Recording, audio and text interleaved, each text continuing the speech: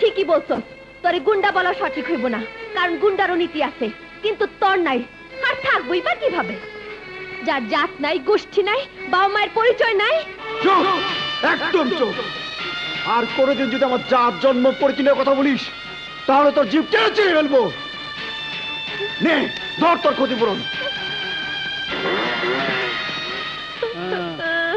যা যা, লাইন ধরে খারুইছে একটা।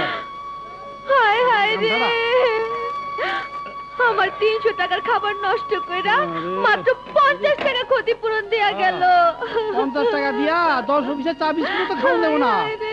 হয় পটকা, কি ওই গুন্ডা মাতাল যারা কইয়া দে আমি খাইটা খাই, কষ্ট করে পেট চালাই, ওর মতো অসৎ পথে আমি টাকা কামাই না। হায় হায় রে, এখন আমি কি করি?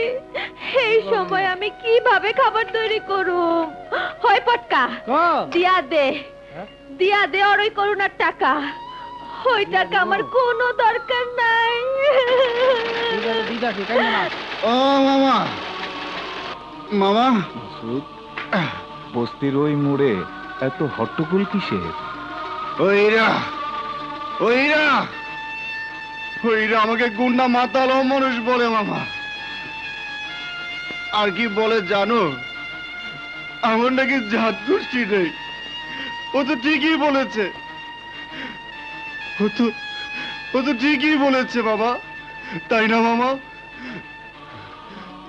মাসুদ, ওঠ, ওঠ, তুই ঘরে যা, আমি দেখছি। না না, ও নিয়ে তুমি কিচ্ছু ভেবো না মামা।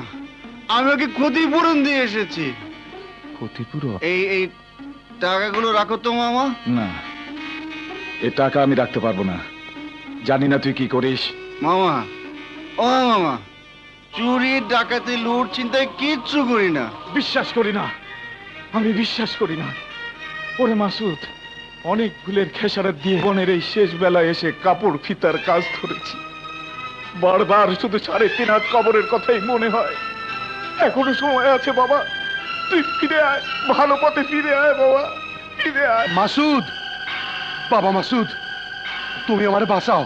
রেশমার বিয়ের জন্য শেষ সম্বল 10,000 টাকা ব্যাংক থেকে তুলে আনতেছিলাম, জনির লোকেরা হাইজ্যাক করে নিয়ে গেছে। জনি!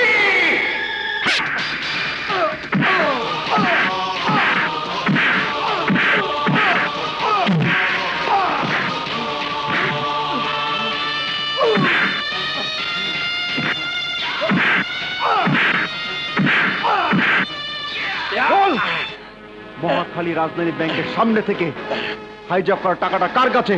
বল কার কাছে? বল। বলছি আমার কাছে, আমার কাছে। টাকাটা ফেরত দে।